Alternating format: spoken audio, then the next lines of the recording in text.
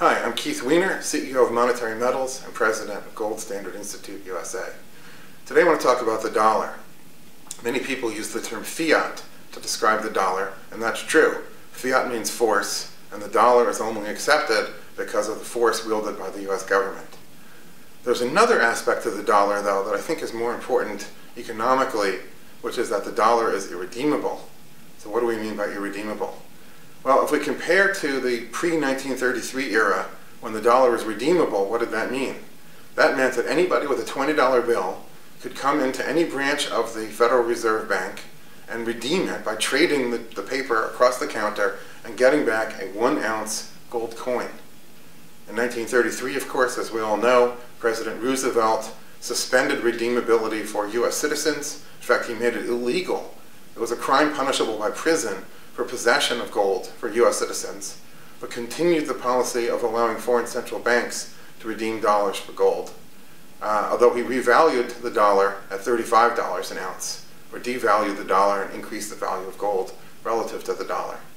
This policy continued through the 1960s, where the government of the United States was obliged increasingly to ship more and more gold overseas as more and more dollars were coming back.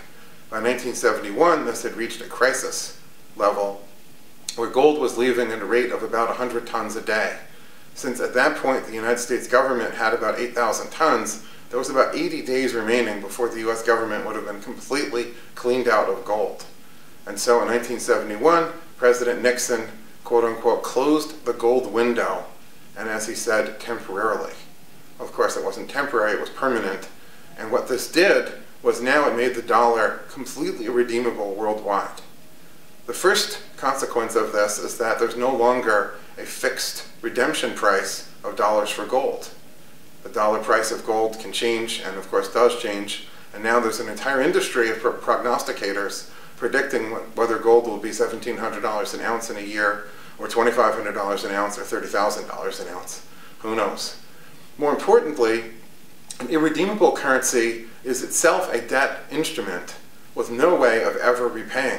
So picture an interest-only loan that can never be repaid, and at the end there's a giant balloon payment, and the only way to make that balloon payment is to go to the bond market and sell a new bond that pays off the old bond's principal plus the old bond's interest.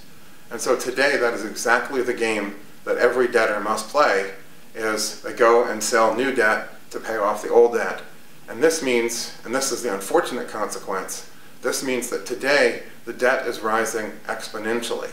From 1971, the debt was doubling about every 8 years, which is pretty serious if you think about it. Except that recently, in fact in November of 2012, the Treasury announced that the debt had doubled from February 2006. That means that the debt doubled in less than 7 years. And so not only is the debt rising exponentially, but the exponent itself is increasing. In the US, this process is still working.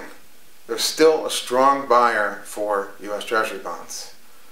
But across the Atlantic in Europe, this is not necessarily so. The process is breaking down.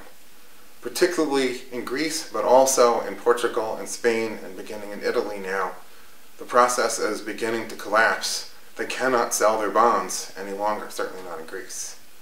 So the problem is, of course, the monetary system is unchanged. Greece and all the other countries still have a need to sell their bonds, and yet they can't. So what happens?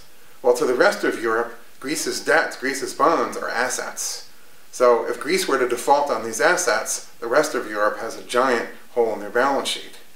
And so what they're obliged to do, increasingly, is the rest of Europe, through the European Central Bank and through their various bailout mechanisms, they're obliged to raise the debt and sell the bonds that Greece and these other countries no longer can do in order to provide the money to continue the monetary game a little bit longer, to take Paul Krugman's advice and kick the can down the road a little bit farther. They're still able to do that.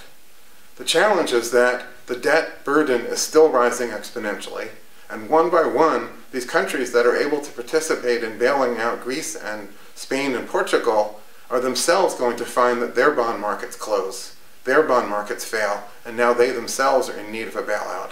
And so one by one, countries move from the bailout provider column to the bailout needing column, and eventually the entire thing is going to collapse and that's when the real crisis begins.